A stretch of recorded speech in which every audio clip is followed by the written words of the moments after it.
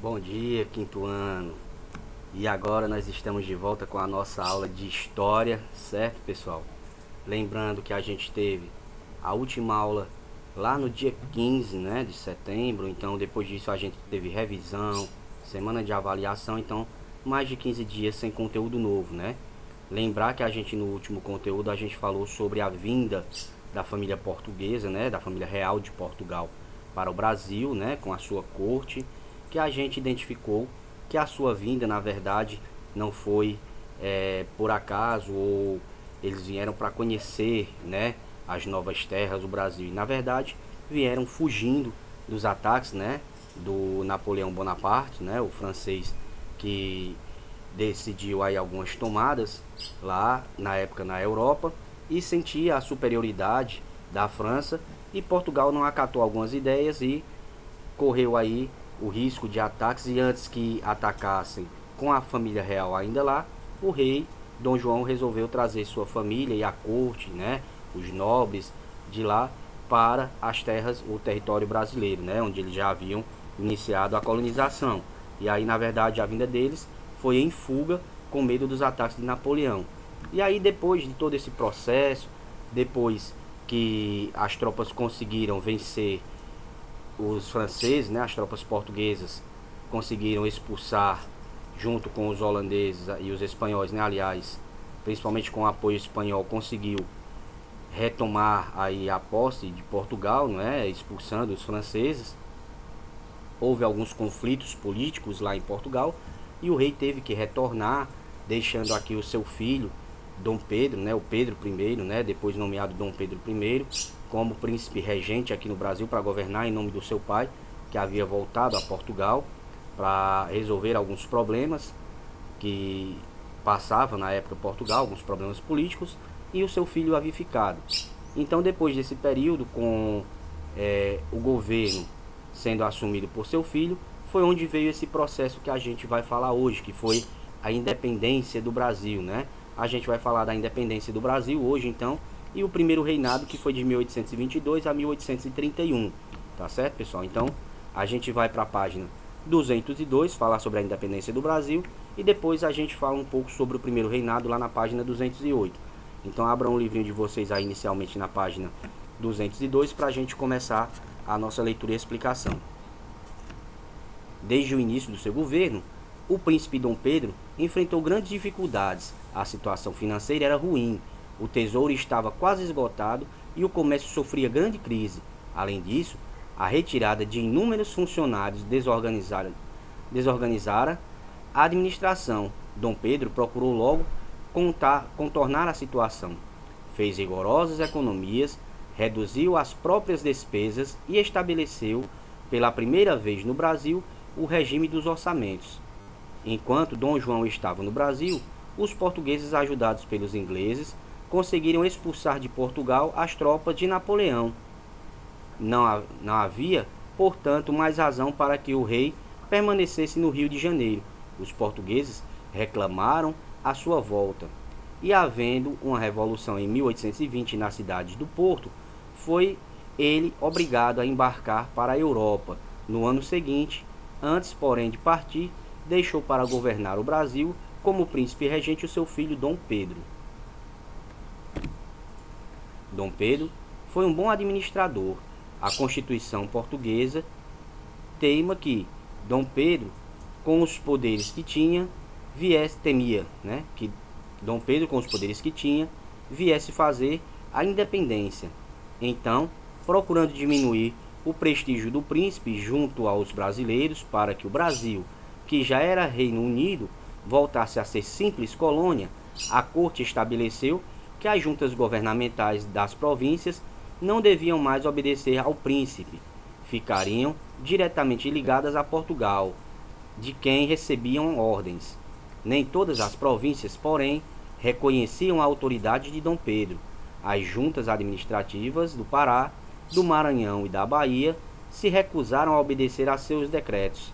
Também perturbavam sua administração as lutas entre os partidos políticos, o português, que pretendia conservar o Brasil sob o jugo de metrópole, e o monárquico, que desejava independência com Dom Pedro imperador e o republicano menos numeroso. A autoridade de Dom Pedro ficava reduzida apenas ao Rio de Janeiro. Os patriotas, indignados, resolveram trabalhar ativamente pela independência do Brasil. Ainda em 1821, chegaram ao Rio de Janeiro novos decretos de Lisboa. Um deles obrigava Dom Pedro a entregar o governo a uma junta e voltar imediatamente para Portugal. Era o único meio de afastar o príncipe da influência dos brasileiros e tornar o país novamente colônia. Foi fundado o Clube de Resistência, que enviou emissários à província de São Paulo e Minas Gerais, onde deveriam colher culturas pedindo que ficasse gente. A princípio com a Dom o Dom Pedro ficou e com alguns recursos aí já bem problemáticos, né? O país com riqueza caindo aí, perdendo aí suas riquezas, os cofres públicos, como o rei voltou, ele limpou os cofres públicos, levou o dinheiro, né, o ouro que tinha nos cofres e deixou o país com poucos recursos. E houve aí também alguns conflitos de alguns partidos, algumas situações que queriam que na verdade o Brasil deixasse aí a sua patente, né, e fosse rebaixado novamente a simples colônia. Eles queriam que o príncipe saísse daqui e voltasse para Portugal, sem nenhuma representação do rei aqui, o país, né, o território ficaria mais fraco e, consequentemente, ele voltaria a ser apenas uma colônia de Portugal, né, e não o Reino Unido de Portugal, como já tinha sido promovido aí pelo rei. E aí ele seria rebaixado novamente só para exploração. Só que o príncipe já não queria isso, né? Já não concordava com alguns desmandos, alguns decretos que vinham de lá. E aí foi onde se fundou esse clube de resistência, né? E esse clube colhia assinaturas das pessoas pedindo que o príncipe não fosse embora, que ele ficasse, tá certo? E aí a gente passa para a próxima página, na página 204. Em 9 de janeiro de 1822, chega às mãos de Dom Pedro o abaixo-assinado, pedindo-lhe que ficasse no Brasil. O príncipe regente respondeu: como é para o bem de todos e a felicidade geral da nação, estou pronto, diga ao povo que fico. Dom Pedro nomeou José Bonifácio de Andrada e Silva para o cargo de ministro. Decretos importantes foram aprovados, tais como... Então, olha só, antes da gente falar desses decretos que ele aprovou, esse dia aí, em que o rei, né, em 9 de janeiro de 1822, em que Dom Pedro, na verdade, o príncipe regente, recebeu esse abaixo-assinado, né, com a reivindicação do povo de que ele não fosse embora, ficou conhecido como o dia do fico, tá certo? Essa data em que ele disse essas palavras, né, se é para o bem de todos e felicidade geral da nação, estou pronto, diga ao povo que fico, ficou conhecida aí exatamente como o dia do fico no nosso contexto histórico, né, no processo de desenvolvimento histórico do Brasil. E aí ele fez alguns decretos, né, entre eles a não execução de qualquer ordem vinda de Lisboa sem o consentimento de Dom Pedro. Então, qualquer ordem que viesse de Portugal só poderia ser obedecida se ele aceitasse. Então, o Brasil já não mais aceitaria ordens de Portugal diretamente. As ordens viriam para ele. Se ele acreditasse que essa ordem era devida, era correta, ele repassava a ordem para ser cumprida. Senão, essa ordem não deveria ser cumprida. A concessão do título de defensor perpétuo do Brasil ao príncipe regente e a proibição da entrada de tropas portuguesas no Brasil, né? Ele proibiu também a entrada de tropas, de soldados portugueses aqui no Brasil, já evitando alguns conflitos, né? A foto abaixo representa aí, esse desenho, essa pintura representa exatamente o dia em que ele disse que ficava, né? O chamado dia do fico, aí como vocês estão vendo. Página 205. Em agosto, Dom Pedro viajou para São Paulo a fim de resolver questões políticas quando voltava de Santos para a cidade de São Paulo. Junto ao riacho Ipiranga, encontrou-se com um mensageiro que lhe entregou documentos vindos de Portugal, exigindo sua volta imediata, e 2 cartas, uma de José Bonifácio e outra de sua esposa, a princesa Leopoldina, aconselhando-o a proclamar a independência do Brasil. Portanto, os ideais da independência já faziam parte dos planos do próprio Dom Pedro, juntamente com as elites brasileiras e inglesas. Era 7 de setembro de 1822, e esse acontecimento ficou conhecido como Grito do Ipiranga. Chegando ao Rio de Janeiro, foi aclamado Imperador do Brasil com o título de Dom Pedro I. Então, quando ele recebeu essa carta, reivindicando aí que ele retornasse imediatamente a Portugal, né, esse comunicado, mas também recebeu a carta de José Bonifácio e de sua esposa, aconselhando que ele decretasse, ele estava próximo às margens do rio Ipiranga, né? E por isso que também é conhecido como Grito do Ipiranga ou o Grito de Independência do Brasil, que foi quando ele gritou independência ou morte, naquele momento, que era exatamente dizendo que o Brasil, a partir de então, mesmo que acontecendo mortes, né, que viessem guerras, batalhas, isso tudo gera mortes, mas que ele iria lutar pela independência do Brasil. O Brasil seria, a partir de então, independente de Portugal. E aí, com essa independência, veio o chamado Primeiro Reinado, né? Então a gente vai lá para a página 208, pessoal, para ver exatamente o que aconteceu, né, os fatos acontecidos no Primeiro Reinado. Denominamos de Primeiro Reinado a fase da história do Brasil que vai da proclamação da independência no dia 7 de setembro de 1822 até a abdicação de Dom Pedro I, que foi em 7 do 4, né, abril, no caso, de 1831, que a abdicação quer dizer que foi quando ele deixou o seu governo aqui e voltou a Portugal, né? Ele renunciou ao seu cargo de rei no Brasil para ir a Portugal. Isso aconteceu com a morte do seu pai. A gente vai compreender um pouco mais para frente, mas o primeiro reinado foi exatamente da declaração da independência até quando ele abdicou do cargo. A proclamação em 7 de setembro de 1822 não resolveu definitivamente o problema da independência do Brasil. Em algumas províncias, como São Paulo e Minas Gerais, a adesão ao novo governo foi praticamente imediata. Outras, cujas juntas governamentais eram dominadas por portugueses, não aceitaram a separação entre o Brasil e Portugal e se revoltaram contra o imperador. Assim, depois de coroado, Dom Pedro I teve de enfrentar as difíceis situações de haver províncias que não reconheciam como governante e se declaravam fiéis à coroa de Lisboa, Bahia, Maranhão, Piauí, Pará, Piauí e Cisplatina.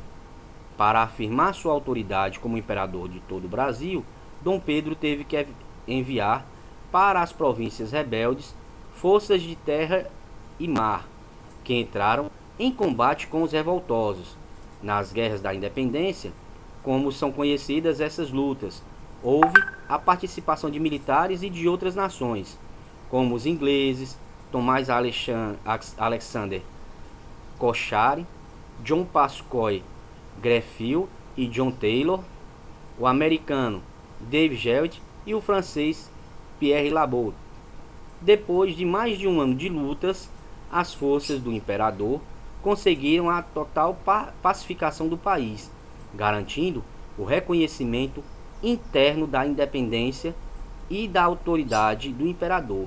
Com isso, ficou assegurada a unidade do território do Brasil, né? Então, depois de toda essa batalha, ele conseguiu que todo o território brasileiro aceitasse o seu governo, né? E o aceitasse como o imperador do Brasil. A Assembleia Constituinte, página 209, em 3 de maio de 1823, reuniu-se no Rio de Janeiro a Assembleia Constituinte, que tinha por incumbência elaborar a primeira Constituição do Brasil. Entre seus membros estavam algumas das mais representativas personalidades da época, como José da Silva Lisboa, teve importante papel na abertura dos portos, José de Rezende Costa Filho, um dos membros da Inconfidência Mineira, os irmãos Andrada, Antônio Carlos e José Bonifácio, Os membros da Constituição foram escolhidos por eleição. Os representantes escolhidos eram das diversas províncias. No dia do início do funcionamento da Assembleia Constituinte, o imperador exaltou a importância dos trabalhos que seriam por ele realizados, dizendo ainda que aceitaria a Carta Magna que seria elaborada, desde que ela fosse digna do Brasil e dele. As palavras do imperador a respeito da Constituição, em sua fala do trono, foram: como imperador constitucional e muito especialmente como defensor perpétuo deste império, disse ao povo no dia 1º de dezembro, em que fui coroado, a minha espada defende a pátria da Constituição do Brasil de mim. Então, a partir é que é elaborado, né? Nesse caso a gente percebe que a Assembleia Constituinte foi onde se gerou a primeira Constituição brasileira, né? Em 1823. Essas palavras marcaram o início de uma série de desentendimentos entre os deputados e o imperador, o que levou a dissolver a Assembleia. 6 meses mais tarde, foi muito árdua a tarefa de constituinte. Os ânimos estavam exaltados na época, quando Dom Pedro I e José Bonifácio se desentenderam, passando os irmãos Andrada para a oposição. Um dos principais pontos de atrito entre a Assembleia e o imperador era uma limitação aos poderes de Dom Pedro, pretendida pelos deputados e não aceita pelo monarca. Então, esses conflitos na geração, na construção, não é, da primeira Constituição brasileira, ele aconteceu principalmente porque eles queriam limitar os poderes de Dom Pedro, né? Queria deixar que ele não tivesse poderes plenos, totais poderes, e ele não aceitava isso, limitações do seu poder, o que gerou conflitos, separações aí, né, dentro da Assembleia Constituinte, que era a Assembleia que iria gerar aí a Constituição. E aí por isso que ocasionou esses conflitos entre o imperador, né, príncipe regente Dom Pedro, e os constituintes aí. Na página 210, a Assembleia Constituinte era soberana e Dom Pedro não aceitava limitar os próprios poderes, pois várias questões se apresentavam. Qual seria o papel do imperador? Seria absoluto ou respeitaria a lei? O que seria feito dos portugueses resistentes no Brasil? A Assembleia estava dividida quanto a esses assuntos. A imprensa também emitia suas opiniões. Os jornais liberais, Tamoio e Sentinela, publicaram artigos contra os oficiais portugueses. Os constituintes achavam que os poderes do imperador deviam ser limitados, porém Dom Pedro I não aceitava esse controle. Como o seu governo era centralizado, ou seja, o imperador é que dava as ordens, ele determinou o fechamento da Assembleia. Na realidade, Dom Pedro não chegou a convocar uma nova Assembleia, mas apenas um Conselho de Estado, com o objetivo de escrever a nova Carta. Para essa primeira Constituição do Brasil, só deputados e senadores eram eleitos. Deviam comprovar rendimentos altos. Apenas 3% da população votava. Ela vigorou durante 65 anos, tendo sofrido nesse período algumas modificações introduzidas pelo Ato Adicional de 1834, pela Lei Interpretativa de 1840 e pela Lei Ordinária. O imperador, em 1824, outorgou essa Constituição, que se caracterizava por estabelecer que, ou seja, o que era que tinha na Constituição de lá, da época, né, de 1824, quando ele decretou de fato, né, a primeira, né, Constituição brasileira. Ela determinava que o voto seria censitário, quer dizer que se exigia uma certa renda pessoal para ser eleito ou ser eleito, né, ser eleitor ou ser eleito, favorecendo sempre os ricos. Então, só quem tinha um certo valor de renda, né, de ganho, é que poderia ser um eleitor ou ser eleito, né? Então, só os ricos que tinham direito a voto ou ser votado. Os pobres ficavam de fora. Só podiam votar os homens com mais de 25 anos e que fossem livres. Os escravos também não tinham direito ao voto. A religião oficial do Brasil seria a católica, definiu também como religião católica a religião do Brasil. O voto não seria secreto, pois se diria a mesa de votação em que se iria votar. Então, quem ia votar, diferente de hoje que vai lá na urna secreta, fechadinha, e vota em quem quiser, sem precisar dizer, ninguém pode até dizer, eu vou votar em fulano, e quando chegar na hora votar em outro.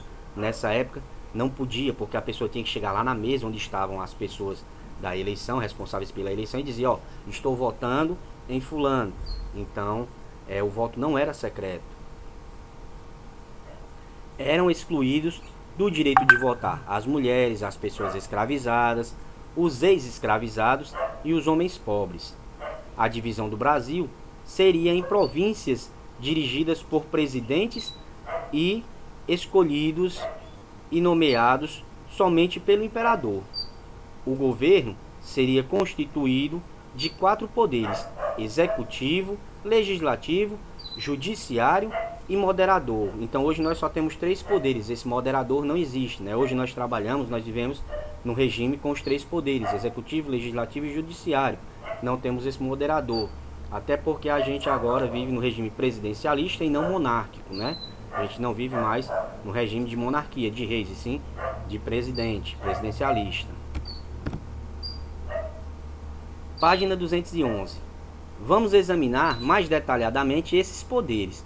O poder legislativo, na época, era formado pelo senador e pela Câmara de Deputados. Os senadores eram vitalícios e os deputados possuíam um mandato de 4 anos. Tinha a função de fazer as leis. O poder executivo, ele era formado pelo imperador e pelos seus ministros. Sua finalidade era executar as leis. O poder judiciário era formado pelos juízes, tinha a função de garantir o cumprimento das leis. Não era muito diferente do que a gente vive hoje, né? Mas aí tinha também o moderador. Era exercido pelo imperador. Podia interferir nos outros poderes. Essa atribuição dava a Dom Pedro I poderes absolutos. Então o poder moderador, como eu disse, ele existia porque Dom Pedro passava a si próprio todos os poderes. Ele poderia contestar ou ir contra, ele era superior a qualquer um desses outros poderes, né? E hoje a gente só tem o legislativo, executivo e judiciário porque a gente não vive mais nesse sistema monárquico. A confecção do Equador. Desde 1817, com o levante armado, conhecido como a Revolução Pernambucana, as ideias de liberdade tinham um grande número de seguidores entre os pernambucanos. Quando Dom Pedro dissolveu a Assembleia Constituinte, tanto em Pernambuco quanto em outras províncias, a insatisfação popular foi muito grande. A concentração de poderes nas mãos do imperador, garantida pela Constituição outorgada, completou o quadro de descontentamento da província. A revolta teve início quando o imperador designou Francisco Paz Barreto para presidente da província. O novo presidente não foi aceito pelos pernambucanos. Quando as notícias chegaram ao Rio de Janeiro, partiu para a província rebelde uma esquadra comandada por John Taylor, que cercou o porto de Recife. O governo tentou remediar a situação, nomeando um novo presidente para a província de Pernambuco.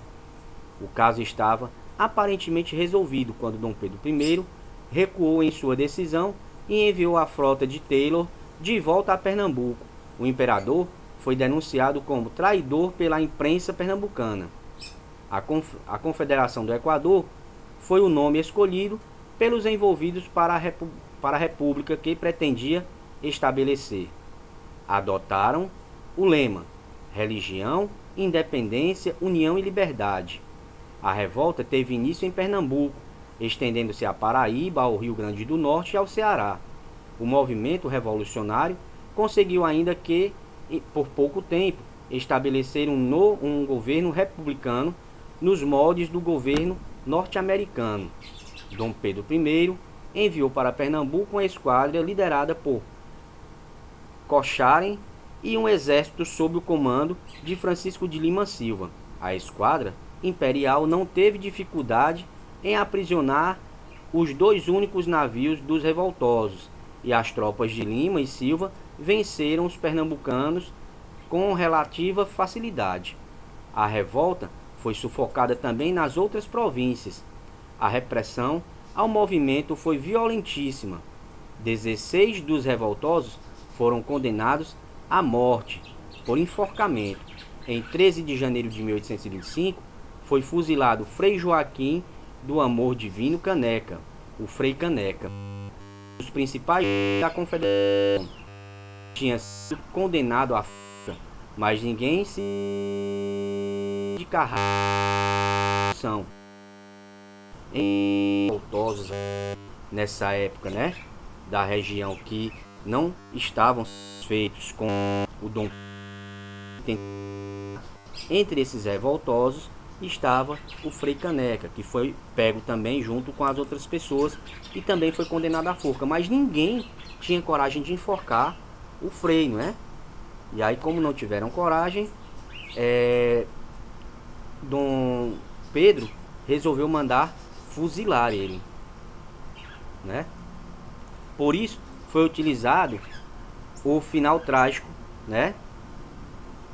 O final trágico da Confederação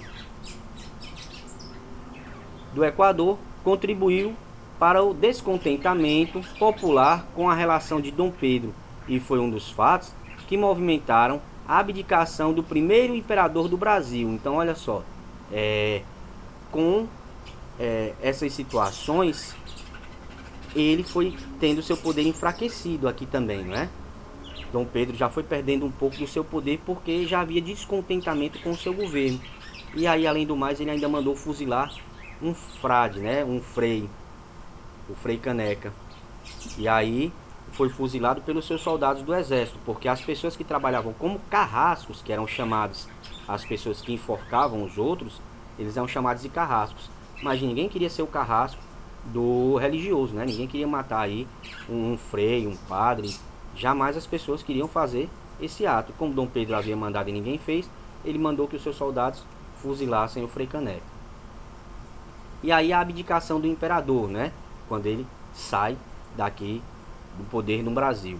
No dia 7 de abril de 1831, Dom Pedro I abdicou do trono mediante a intensa pressão e ameaça de morte, deixando para seu filho mais velho, Pedro de Alcântara, então com 5 anos de idade, e partiu para Portugal. Com a sua renúncia, encerrou-se o primeiro reinado. Por meio de um decreto, Dom Pedro I nomeou José Bonifácio de Andrada e Silva como tutor do seu filho, que ficariam no Brasil. Então, ele, com essa pressão do povo, não é? E aí um outro fato que ocorreu junto a esse período de pressão foi a morte do seu pai, Dom João, também em Portugal, né? E aí ele juntou uma coisa com a outra, a morte do seu pai, Portugal ficaria sem rei, ele já estava sendo pressionado aqui também, ele sai daqui do Brasil, volta para Portugal, mas deixa o seu filho mais velho, né? Que era o Pedro de Alcântara, e deixou como tutor, né? Uma espécie de babá, na verdade, né? Que cuidou aí do seu filho, do Pedro de Alcântara, que era o José Bonifácio. E aí, como ele só tinha 5 anos, ele não podia governar, né? Então, como tutor, né? Que era a babá dele, e como homem de confiança dele aqui no Brasil, ficou exatamente o José Bonifácio. E aí, depois que o Pedro de Andrada cresceu, né? Ele assumiu o trono, se tornando aí, sendo nomeado Dom Pedro II, que mais pra frente a gente vai identificar também, tá certo, pessoal? Então, assim, esses foram os fatos principais que a gente viu aí do período da independência do Brasil, da proclamação da independência até o primeiro reinado, que foi o reinado de Dom Pedro I, né? É o chamado primeiro reinado. E aí a gente vai fazer uma atividadezinha para consolidar o nosso conhecimento sobre esse assunto, tá bom, pessoal? Então, olha só, atividade de sala, vocês vão para a página 206 do livro de vocês. vocês vão colocar verdadeiro ou falso na primeira questão. O príncipe regente que ficou no Brasil para administrar o país foi Dom Manuel. Foi esse o príncipe regente que ficou para governar? Dom Pedro estabeleceu no Brasil, durante sua regência, o regime de orçamento. A corte, lá em Portugal, tinha a pretensão de que o Brasil voltasse novamente à condição de colônia e que Dom Pedro voltasse para Portugal. Dom João VI era o irmão mais velho de Dom Pedro I. Então, olha só, todas essas informações a gente tem no texto, pessoal, para dizer se é verdadeiro ou falso. Na segunda questão, observe a imagem. Letra A. Que momento histórico a imagem representa? Qual é esse momento aí que essa imagem está representando? Em que dia esse fato aconteceu? Só pesquisar aí no nosso livrinho também, gente. O que esse momento histórico representou para o povo brasileiro? Página 207. Complete as frases com as palavras do quadro. Dom Pedro, ingleses, baixo assinado. Dom Pedro ficasse, Napoleão Bonaparte, Brasil, príncipe regente. As tropas foram expulsas de Portugal pelos portugueses, ajudados pelo. Dom João voltou para Portugal, deixando aqui seu filho como para governar o Brasil. Portugal obrigava e deixar o governo, e os brasileiros queriam sua permanência no Brasil. Por isso, foi entregue a Dom Pedro pedindo-lhe que a independência do Brasil foi um marco na história, na nossa história. Na sua opinião, quais benefícios tem um país em ser independente e por quê? Né? Então, na opinião de vocês, né? O que é de bom de um país ser independente e por quê? Pesquise e responda as condições de vida da população brasileira da época, né? Da época mudaram após a conquista da independência. Aí vocês vão tentar ver até no próprio livro aí, né? As condições de vida da população brasileira na época da independência. Elas mudaram, essas condições de vida dessas pessoas na época da conquista da independência, do grito de independência. A gente vê alguns detalhes disso aí no nosso texto também, tá certo, pessoal? Então, olha só, a gente percebeu aí, né, fazendo um resumo do nosso conteúdo, que a independência do Brasil, ela aconteceu porque o príncipe regente não aceitava alguns descasos vindo de Portugal, não é? Algumas ordens que vinham. Também parte da população já reivindicava que ele ficasse aqui de fato, como aconteceu com as suas palavras e ficou conhecida como o Dia do Fico, através de um abaixo-assinado que o povo pediu para que ele ficasse.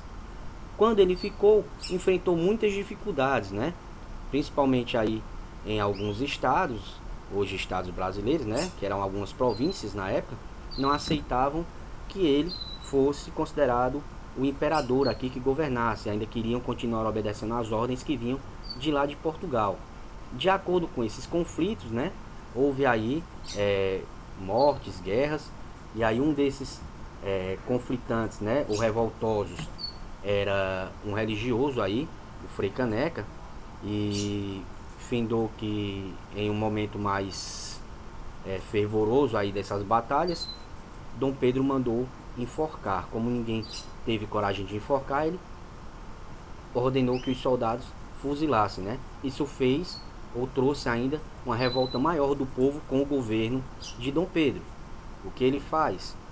Uniu aí essa revolta do povo, essa insatisfação com a morte do seu pai também, voltou a Portugal para assumir o trono e deixou o seu filho com 5 anos aqui aos cuidados de José Bonifácio.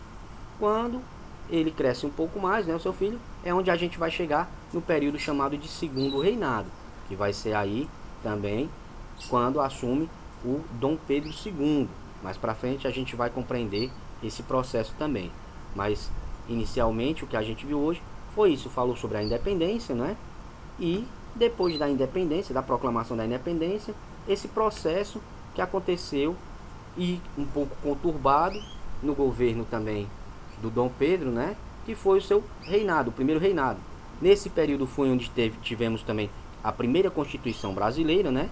Só que nessa Constituição ela tinha não três poderes, e sim 4: executivo, legislativo, judiciário e o moderador. O moderador era o poder principal, né? Que era o poder do próprio imperador. Hoje a gente só tem os 3 poderes: executivo, legislativo e judiciário, né? A gente já não existe aí na nossa legislação, na nossa cultura, né? Na nossa Constituição, esse outro poder, até porque nós não vivemos mais no sistema de monarquia. Foi o que a gente entendeu, né? E se a gente entendeu tudo isso, a gente conseguiu resolver a nossa atividade, né, pessoal? E se a gente resolveu a nossa atividade, a gente vai para a nossa correção, tá bom? E aí a correção da atividade de sala é a seguinte: o príncipe regente, que ficou no Brasil, foi administrar o país. Que administrou o país foi Dom Manuel. Não, Dom Manuel era o pai dele. Dom Manuel foi embora. Então é falso, né? O príncipe regente que ficou para administrar o Brasil não foi Dom Manuel. Dom Manuel foi o pai dele que foi embora. Falso. Dom Pedro estabeleceu no Brasil, durante sua regência, o regime de orçamento. Verdade, para poder reorganizar o orçamento e as finanças do país. A corte lá em Portugal tinha a pretensão de que o Brasil voltasse novamente à condição de colônia e que Dom Pedro voltasse para Portugal. Também queriam isso, é verdade. Dom João VI era irmão mais velho de Dom Pedro I. Não, ele era o pai, então é falso.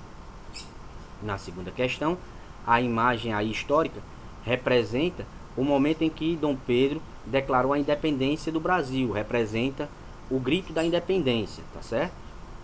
Na letra B, em que dia esse fato aconteceu? Ele aconteceu no dia 7 de setembro de 1822. E o que esse momento histórico representou para o povo brasileiro? O Brasil definitivamente estava livre de Portugal.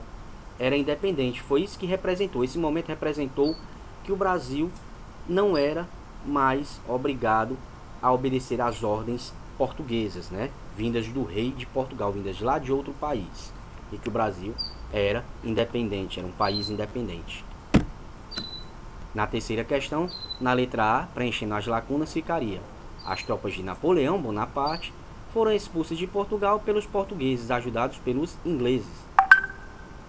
Dom João voltou para Portugal, deixando aqui o seu filho Dom Pedro como príncipe regente para governar o Brasil. Portugal obrigava Dom Pedro a deixar o governo. Os brasileiros queriam sua permanência no Brasil, por isso foi entregue a Dom Pedro o abaixo-assinado, pedindo-lhe que ficasse no Brasil. E aí, como na quarta questão é pessoal, gente, né? Para vocês identificarem aí como foi, né, o marco da nossa história, em sua opinião, os benefícios, né, que um país tem em ser independente, eu vou estar conferindo a resposta de vocês na plataforma. Agora a quinta questão tem uma sugestãozinha de resposta para vocês, né? Era para vocês pesquisarem aí se a vida das pessoas, da população brasileira, as condições de vida haviam mudado. E a gente deve perceber aí, né, que as pessoas no Brasil nessa época, elas permaneceram da mesma maneira, certo? Elas permaneceram as mesmas para boa parte da população, até porque o país ainda não tinha recursos, né? Não houve muita mudança, na verdade, né? As condições de vida do Brasil permaneceram as mesmas. Não é porque declarou independência a Portugal que ficou rico. A partir daí o Brasil começou a trabalhar para si mesmo, né? Gerando os lucros que eram gerados já não eram mais enviados a Portugal, iam ficando aqui. E aí sim, depois, com o passar do tempo, com um certo processo de evolução, as condições foram melhorando, mas de imediato não houve mudança não, tá certo, pessoal? Então, a partir de agora, vocês vão para a plataforma, verificar lá a atividade de casa e postar a atividade de sala também. E aí depois posta a atividade de casa também pra gente, tá bom, pessoal? Até o nosso próximo encontro. Beijo do tio Ei. Tchau, tchau. Fiquem com Deus, pessoal.